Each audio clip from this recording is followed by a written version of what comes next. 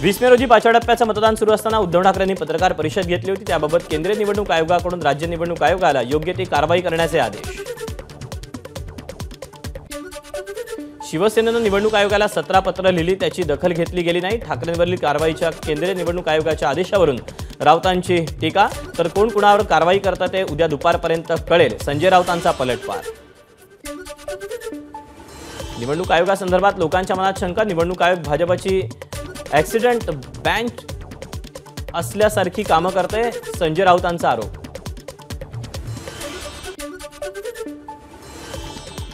मोदींचं ध्यान आचारसंहितेचं उल्लंघन, गृहमंत्री देशातील कलेक्टरांना सूचना देत आहेत, हे कोड ऑफ कंडक्टचं उल्लंघन, संजय राऊतांचा आरोप।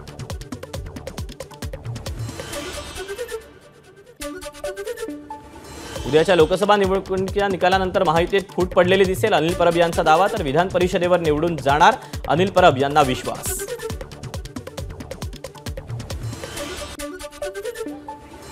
ठाकरे गटाचे मुंबई पदवीधर मतदारसंघाचे उमेदवार अनिल परब आणि मुंबई शिक्षक मतदारसंघाचे उमेदवार जम अभ्यंकर यांनी दाखल केला उमेदवारी अर्ज।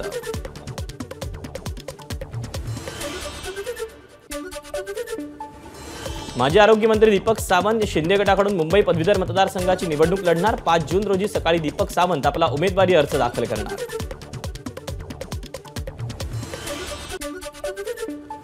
लोकसभा निवडणुकीमध्ये सत्याचाच विजय होणार, मतदारांचा माझ्यावर विश्वास, ठाणे लोकसभेचे महायुतीचे उमेदवार राजन विचारे यांची प्रतिक्रिया। शिवडीच्या स्ट्रॉंग रूम बाहेर पोलिसांचा बंदोबस्त, प्रशासनाकडून मतमोजणीची जोरदार तयारी।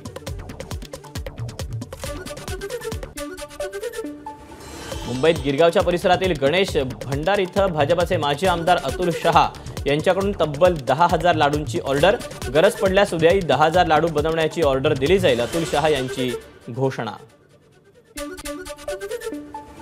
भिवंडीमध्ये लोकसभेची तिरंगी लढत, महायुतीकडून कपिल पाटील, महाविकास आघाडीकडून सुरेश म्हात्रे, तर अपक्ष निलेश सांबरेंपैकी कोण विजयी होणार याकडे सगळ्यांचं लक्ष।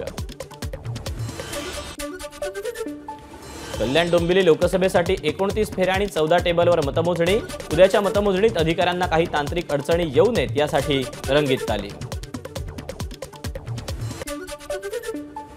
पालघरच्या सूर्या कॉलनी इथे गोडाऊनमध्ये होणार मतमोजणी, पालघर जिल्हा प्रशासन सज्ज। जनतेला सहानुभूतीपेक्षा विकास कामं महत्त्वाची, सहानुभूती फार काळ टिकत नाही, मतदार जो निर्णय देतील तो मान्य असेल, दक्षिण मुंबईचे उमेदवार यामिनी जाधव यांची प्रतिक्रिया।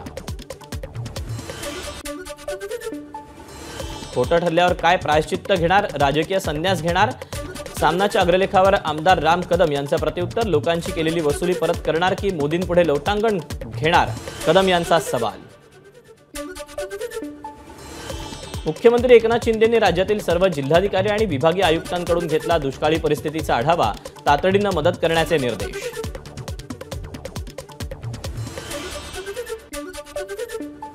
सह्याद्री अतिथीगृहावर 6 जून रोजी मुख्यमंत्र्यांच्या उपस्थितीत विशेष बैठकीचं आयोजन, बैठकींमध्ये मुख्यमंत्री विविध उपाययोजनांचा आढावा घेणार।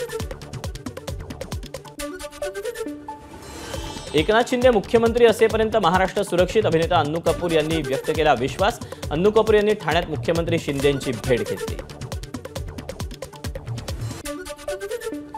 मुंबईतील रस्ते, नाले सफाई, पूर नियोजनाच्या उपाययोजनांची सद्यस्थिती काय, आदित्य ठाकरेंचे एक्सवरून सीएम शिंदेंना सवाल।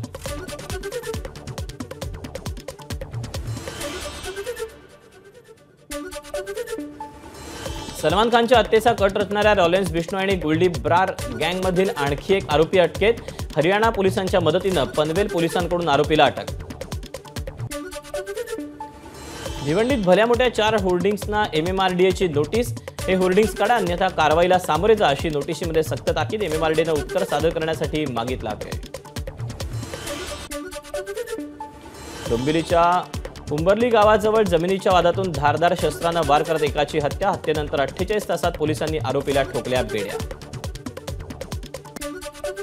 मुंबईच्या लोअर परळ परिसरात शाह इंडस्ट्रीजला आग, एका गाळ्याला आग लागून मोठ्या प्रमाणात आर्थिक नुकसान, अग्निशमन दलाकडून आग आटोक्यात आणण्याचे शर्थीचे प्रयत्न। ठाणे शहराच्या मान्सूनपूर्व पावसाच्या सरी, पावसामुळे ठाणेकरांना उकाड्यापासून काहीसा दिलासा।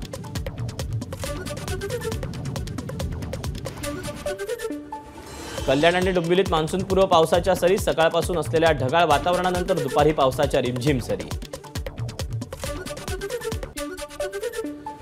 मुंबईत कोरडं वातावरण तर ठाणे आणि पालघरमध्ये उष्ण दमट वातावरणाची शक्यता. मुंबईतील तापमान 33 ते 35 अंश दरम्यान राहण्याचा अंदाज. मुख्यमंत्री एकनाथ शिंदेंनी ब्रेच कँडी रुग्णालयात जाऊन घेतली आमदार शहाजीबापू पाटलांची भेट. मुख्यमंत्र्यांकडून शहाजीबापू पाटलांच्या तब्येतीची विचारपूस. रेल्वेच्या मेगा ब्लॉकमुळे बेस्ट बसची जम्बो कमाई. 31 मे ते 1 जून या 2 दिवसांच्या कालावधीत जवळपास 55 लाख मुंबईकरांचा प्रवास. बेस्ट उपक्रमाला जवळपास 5 कोटींहून अधिकचं उत्पन्न.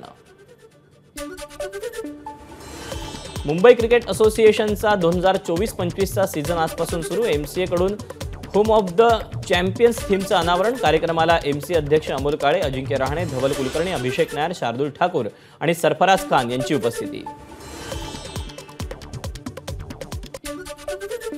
राज्यात दुष्काळामुळे जनजीवन विस्कळीत. पाण्याच्या टंचाईमुळे बळीराजा आणि सर्वसामान्य त्रस्त. राज्य सरकार तातडीनं पावलं त्यांनी उचलली नाहीत तर महाराष्ट्रातील जनतेच्या हितासाठी संघर्षाची भूमिका घ्यावी लागेल. शरद पवारांचा शिंदेंना पत्रातून इशारा. मनोज जरांगे यांच्या उपोषणाला अंतरवाली सराटीच्या गावकऱ्यांचाच विरोध. प्रशासनाला उपोषणाला परवानगी देऊ नये, ग्रामस्थांचं जिल्हाधिकाऱ्यांना निवेदन. एबीपी माझा, उघडा डोळे बघा नीट.